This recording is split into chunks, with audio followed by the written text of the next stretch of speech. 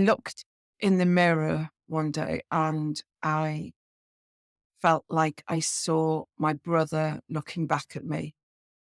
Yeah. My brother, Michael, who'd passed away. We looked very similar all our lives. You couldn't fail to know that we were brother and sister. And I looked in the mirror and he was looking back at me like when he was really ill. And it was almost like he was saying, you need to do something because you're going to be joining me. It gave me a cry, really.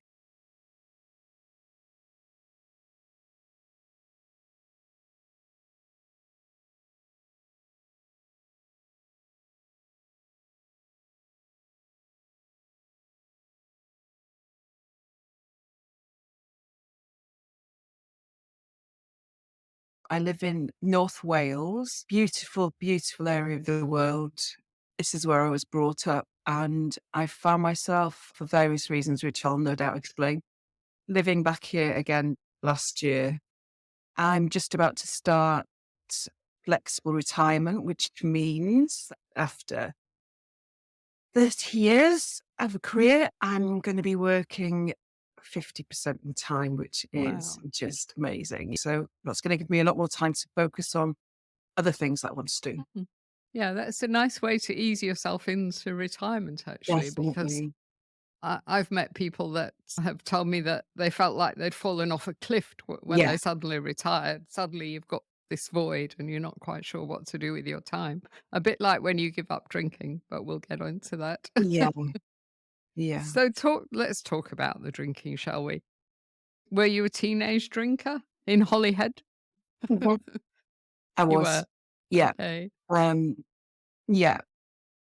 I'd been the victim of some big T trauma, shall we say, and wasn't able to tell anyone about it. There was no such thing as childline in those days. And I think as a child victim, you thought you were the only one. So I can recall going to parties with my teenage friends and drinking alcohol for the first time and thinking how amazing it was that it took me out of myself. I can remember getting absolutely drunk, and I can remember the very innocent sort of boyfriend I had at the time, Vicar's son. We'd go out walking together and what have you. Very real sort of childhood innocent stuff, really.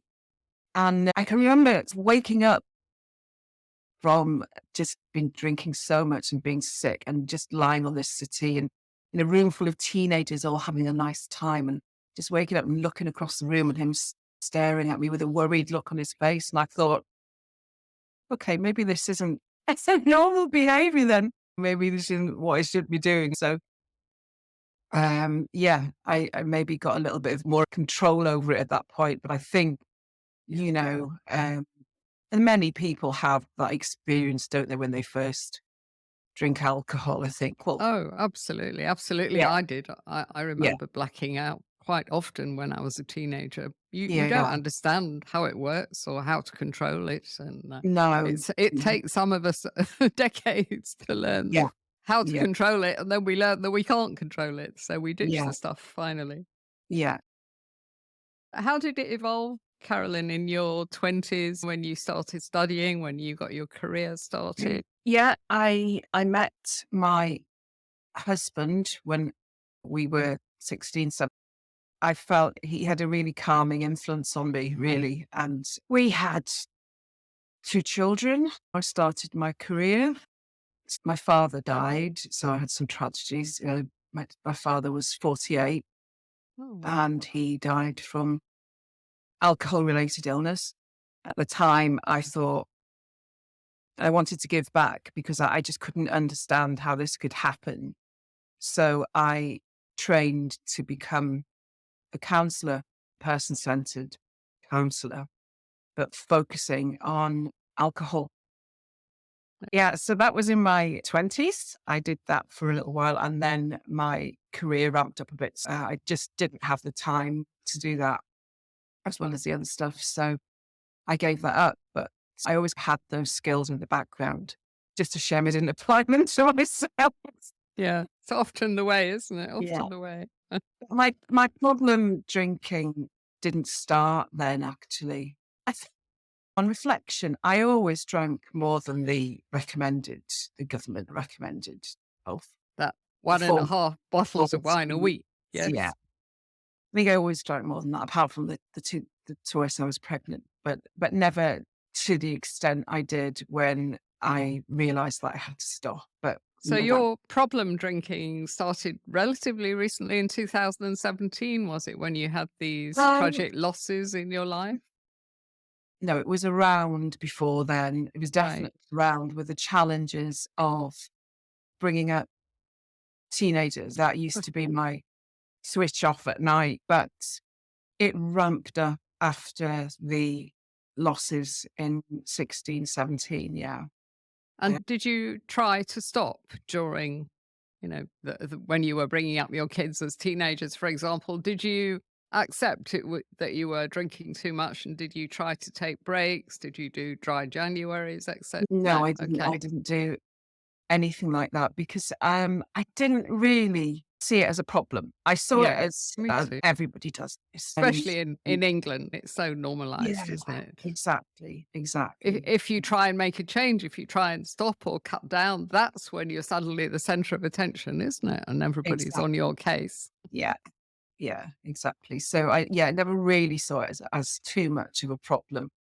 I think when I had the losses, my best friend died initially in 2016, and I just didn't know how to cope with that loss, and I numbed myself. I numbed my feelings. So did my husband. My husband, we were really close to them.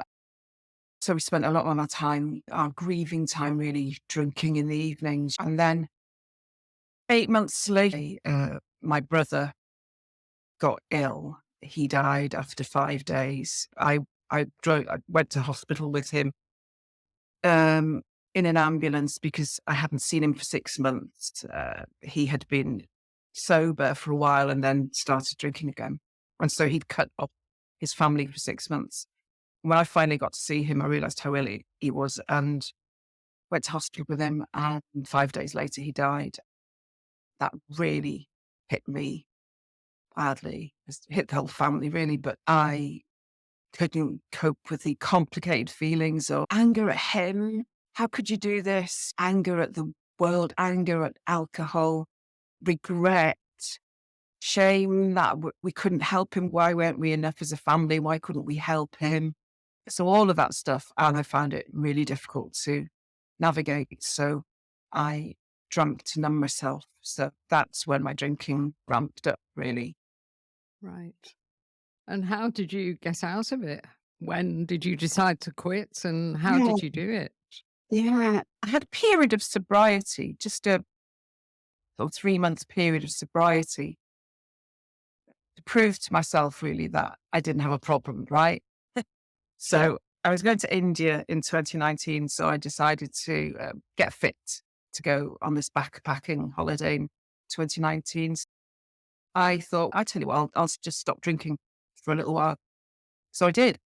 Those 3 months and thought, this is really good. I feel really good. But I'm going to India. I can't not drink on holiday. That's just ridiculous. Who does that? Because during that 3 month period, I hadn't read the books or got into any sober communities because I wasn't planning on this was the change permanent. I didn't really know enough, I think. So I stopped. So I went to India. Obviously, didn't stop at that point. I started drinking again. Then when I came back from India, continued drinking, but then it ramped up another level in 2020 when we all experienced that really COVID. dreadful Yeah. time. Yeah, Yeah. exactly. Some changes had to happen in my work, and it meant that I was working in quite a high pressure job, but at home. I was worried about my daughter, single parent with two young children at the time, who was pregnant, who'd had some problems in terms of her and her partner had split up while she was pregnant. So I was really concerned about her. How's she managing with three little children in the house? And I was worried about my husband because he was type 1 diabetic. And who knew how COVID would affect people? I had no idea. Yeah. And I was doing this high pressure job at home.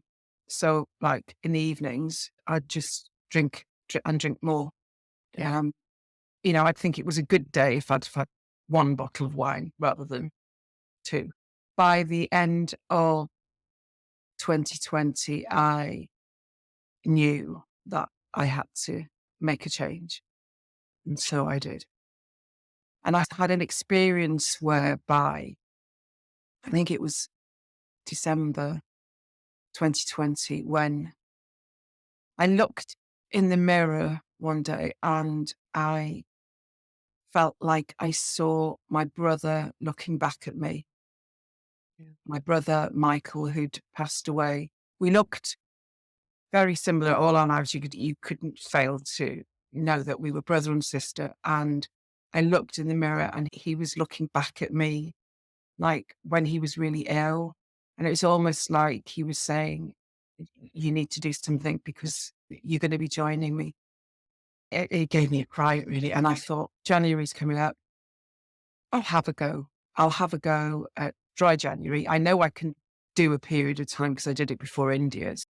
But this time I took it a bit more seriously than India, which actually, thinking about it now, Janet, maybe I did, I knew at that point, I knew that this had to be a permanent change, but I put it in terms of I'm just doing dry January. And that helped, I It think. does, because otherwise it's just too overwhelming, Exactly. isn't it? To think, I'm Exactly. never going to drink again. How scary is that if you're into alcohol? Exactly, exactly. And if you've done it 40 plus years, which I had, Me too. um, and I think I'm a bit of a joiner in as well. I like Mm. to be, feel like I'm a member of a club, Mm. member of something, and have others around me, member of a good community, should we say.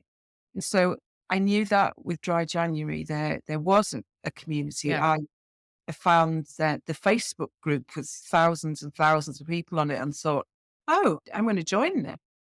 I was really enjoying the feeling that I wasn't alone. It really motivated me, and there were people there who were inspiring. There were people there who I felt I could help.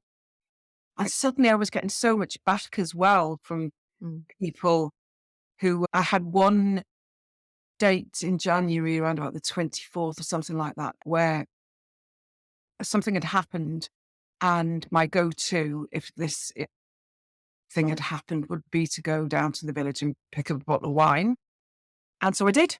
I went down to the village. I picked up my bottle of Chardonnay or whatever it was, came back to the kitchen, poured a glass, and thought, I'm just going to tell the group, this dry January group, there's thousands of strangers. I'm going to tell them.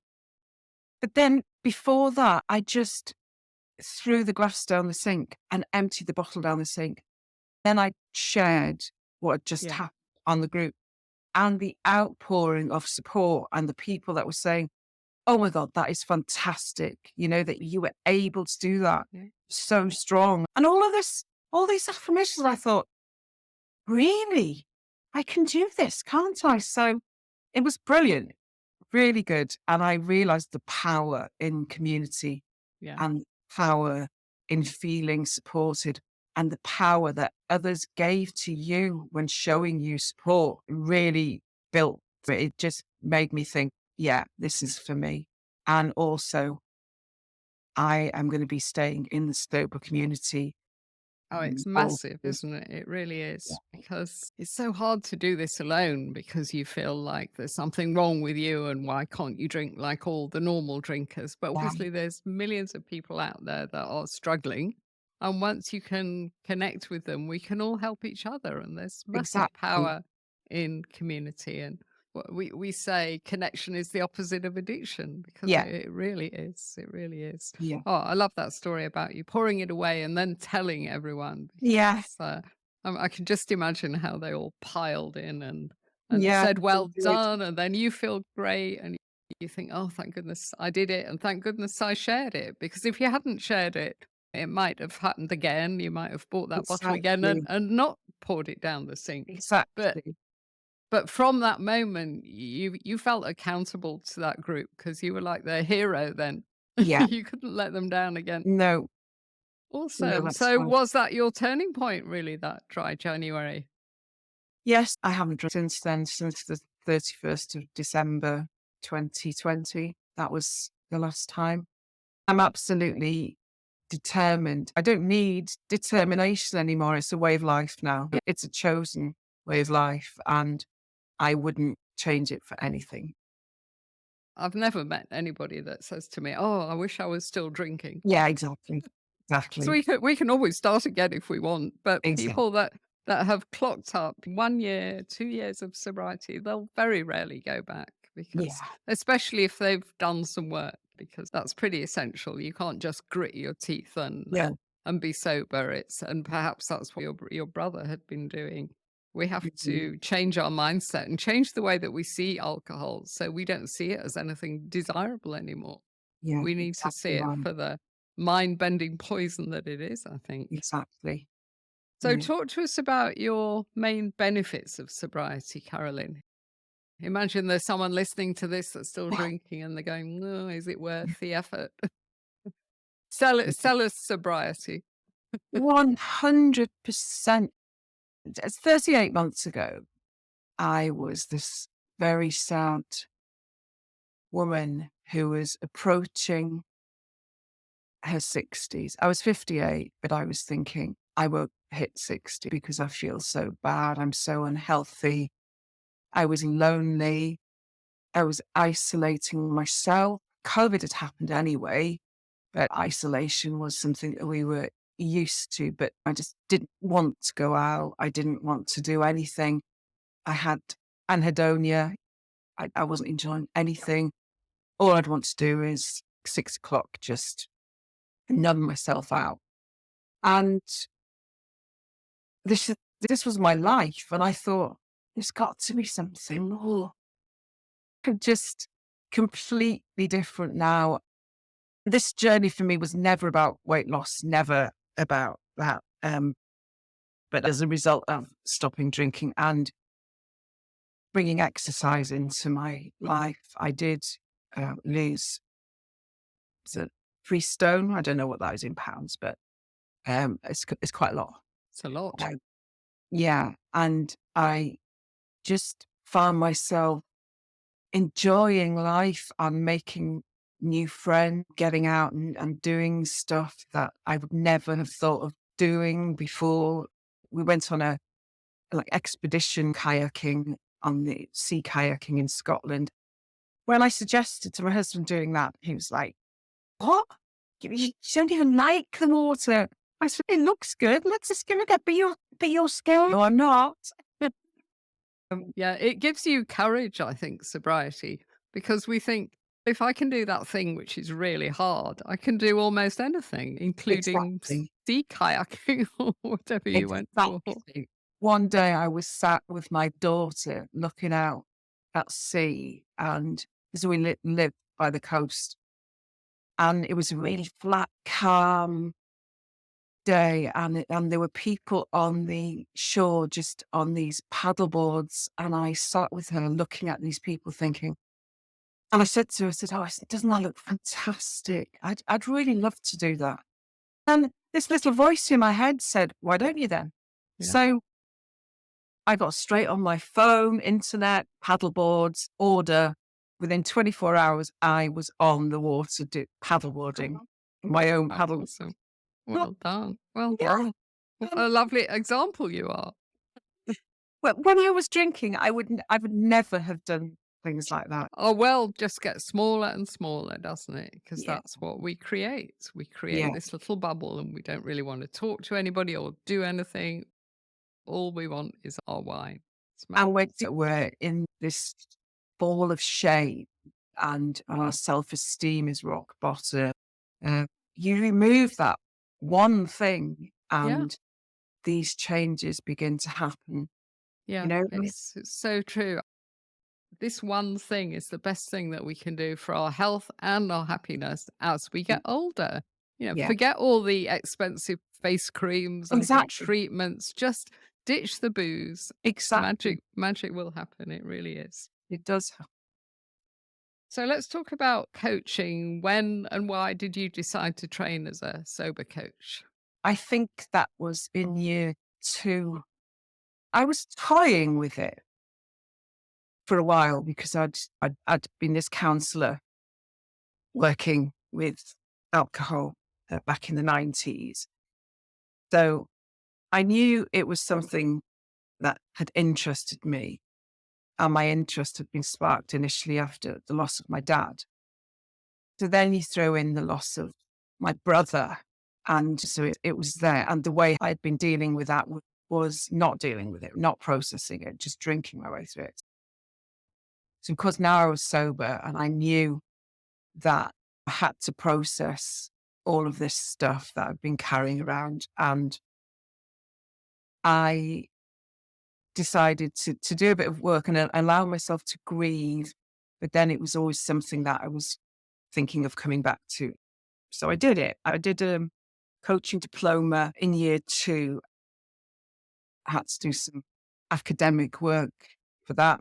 I had to write essays, and it's, oh my gosh, it's so long since I'd written essays, but it was really good. It was really good to read. But then I had another tragedy. We as a family had another tragedy. My mum got ill and passed away 5 weeks later. So last year, my mum died, and I also split with my husband after 44 years. Wow. 2 biggies. Also. If ever there's anything going to test your sobriety, right?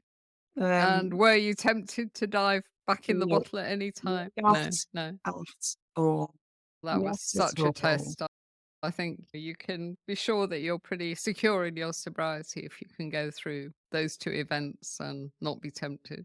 Yeah, I'm secure because my mindset has completely changed. And Yeah, I know that's the that, key.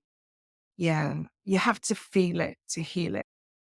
My mum's passing was devastating, obviously devastating, but I knew that it would be a healthier way for me to process it, Mm, would be to feel it. yeah. And the same with my separation from Mike. I mean, we've been in each other's lives since I was 17, he was 16. So Wow. we're great friends and always will be. He's part of my DNA, I think. Mm, Um, yeah. Well, when you grow up together like you two have. yeah, exactly. Yeah. Exactly. I've just managed to get through. I'm still grieving. Of course I am still grieving both. I'm grieving, my mum and my marriage, but I'm able to cope with the feelings in a healthy way.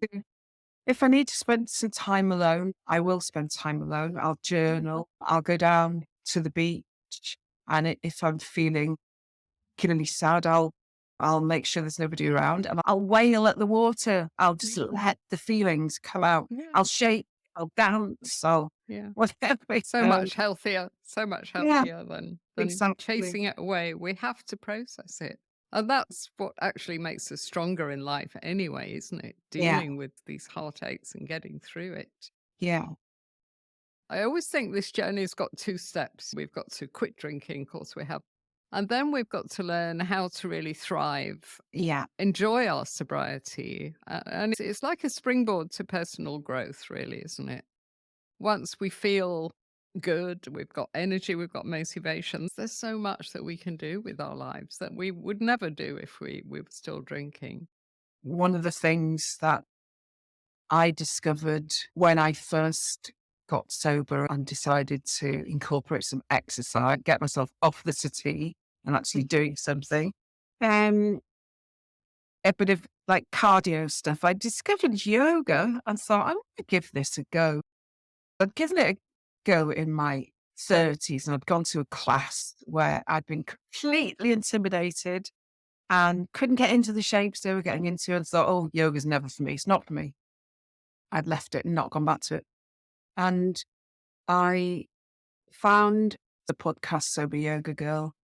I started to do some classes with her online Mm. and really enjoyed it. I thought, wow, this is incredible. So that has been very much part of my toolbox, Yeah. doing I yoga. think it sits so well, doesn't it, with the sobriety thing, because it helps us to reconnect with our bodies because we've lost touch with Completely. who we are and what we're really feeling after 40 years of drinking. So it Exactly. helps us to reconnect. I love yoga. I'm a yogi too. In July, I'm going to spend a month in Bali and I'm going to train. I'm going to do my 200 hours. Fantastic. So Where have you already led a retreat in Bali? I Or have, I tell us have. about that. Yeah. Yeah, that was amazing. It was an incredible experience. The feedback I got was really good. I've been running some circles for a group called Mindful Life Practice, and I had trained, done a 30-hour training to host circles. And I absolutely loved the power of when women come together Yeah. and share and support. The energy is so transformative, or can be. And the vulnerability as well, that's so Yeah, powerful, isn't it? And yeah, women are good at that. I think once we yeah, feel in a safe space, we'll really exactly, open up. Yeah. exactly. I really enjoyed creating the safe spaces for women. And so it led, one thing led to another. I've done some training with Donna Lancaster, who is an author. She wrote The Bridge. I saw her on Instagram and thought, this woman is really incredible. What she says makes a lot of sense. So I need to invest in doing some training with her. So I did some circles training with her. I just feel that that is a skill I can bring into Mhm. my retreats. So working with a retreat company over there who can put together a really fantastic agenda for us. I said that I want a Reiki master because I'd had some Reiki over there, and he's a Balinese healer who provides that for us. Breath work, there's the most amazing breath work coach. So I'm working with the events organizer there. I put together what I wanted from her, and she sources it and provides it. So Fantastic. I run the circles every morning. So we've had one that was last year in September, and I've got another one this year, which is also sold out. Um, Great. And is in, the goal to help people settle into their sobriety? it's for women who are sober, and so I think that they need to have a period of sobriety under their belt Yeah. before Yeah, I coming. agree. Yeah. Then it's about that next stage, isn't it? Going Exactly. on to thrive and Exactly. discover who you are and what you want to do with your life. Exactly. Yeah. Yeah. Exactly. Beautiful. Well done. Wonderful idea. Carolyn, imagine someone's listening to this and they're a bit like we were. They've been drinking for 40 years. Bottle of wine Yeah. a night is their usual thing. They don't even think much about it, except they've got a little niggling voice saying, I think Mm. I'm drinking too much. How can they get started? Because I often think that's the most difficult stage, accepting that you've got a problem, reaching out. What do you think they can do to get their Mm. mindset changed Set a date. to stop? Set Yeah. a date and maybe give yourself a time. So maybe say, I'm going to start on the 1st of March and I'm going to do it for 4 weeks. I'm going to do 30 days or whatever. So give yourself the best chance possible. It, which makes a Yeah. lot of sense, doesn't it? Because then you can organize your social life a bit so you're not going out partying too much during that period. Yeah, You can give exactly. yourself the best chance. And if it's for a defined period, that takes away that overwhelm, doesn't it? Of thinking, oh, how can I go through my life without wine? Those are the kind of thoughts I used to have. They But are. giving it up for 30 days is manageable. Just last Friday, I was on the beach with the dog and I got this like excited Friday feeling. And I thought, oh, that's nice. It's Friday. I've got 2 whole days of weekends to think about what to do and have some joy in my life. When I was drinking, that Friday feeling was an absolute load of nonsense anyway, because it just meant that I was going to get more trolleyed and on Saturday Yeah. be ill. So Yeah. I did genuinely get a Friday feeling. You genuinely get Yeah. this joy of Absolutely. having some Yeah. days to yourself. Oh, I know just what you mean. It was all about thank God it's Friday. And Yes. we were Yeah. off to the races and really pretty much ruining the weekend because I it know. just passes you by It's like trying to feel better. we're indoctrinated but don't realise it. Yeah. Oh, totally. We've been manipulated. We've been Yeah. played for Yes. decades. For When you decades. said that you went through all this, you're grieving and difficult Yeah. process, and you were angry at this and that, and you were angry Yeah. at alcohol. And I Yeah. think we should get angry at big alcohol, Yeah. particularly because Yes. women, Absolutely. particularly, they've been marketing us to us so ruthlessly. I think if you Exactly. stop the average woman in the street anywhere in the world and said, "Oh, what do you think about wine?" and they say, "Oh, I enjoy a glass of wine now and again." And for some of those women, it would be a bottle a night, and others would genuinely be moderate drinkers. But we definitely got it into our heads, haven't we, that wine is a kind of self care when it's completely the opposite for some Yeah. of us. And I hate the way that every movie, every TV show, within 5, 10 minutes, they're drinking. Yeah. So Yeah. it's so subliminal. Exactly. It is. It is. So yeah, what I'd say is make a plan. Just Yeah. set a date, make yourself a plan. Sober toolbox. I remember when first heard the phrase sober toolbox, I thought, what's one of those? So I sat down and thought, what do I use? What's in my toolbox? It was an amazing thing to do, to just write all this stuff down and think, yeah, I can add to it, or if something doesn't work, I can Mhm. take that away. So Absolutely. initially, quit lit. I just read and read, and Yeah. I threw everything but the kitchen sink and my Yeah. spaghetti initially. Yeah. That's the way Um, to do it.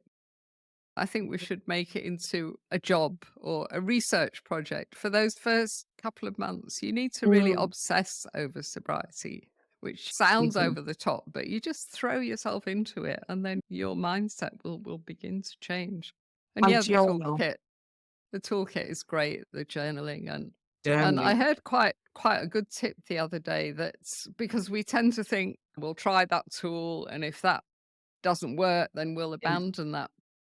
But maybe we should just leave it there and then layer another tool on top of it. So try Yes. something else and don't Yes. abandon things too quickly because it might mean that they just take time to work.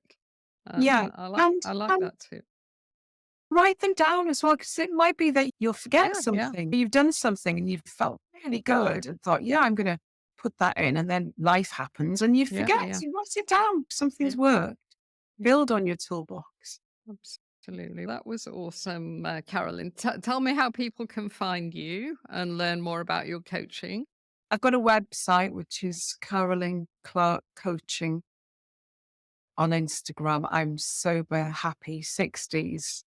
Uh, Is there anything else that you think we should mention before we say goodbye?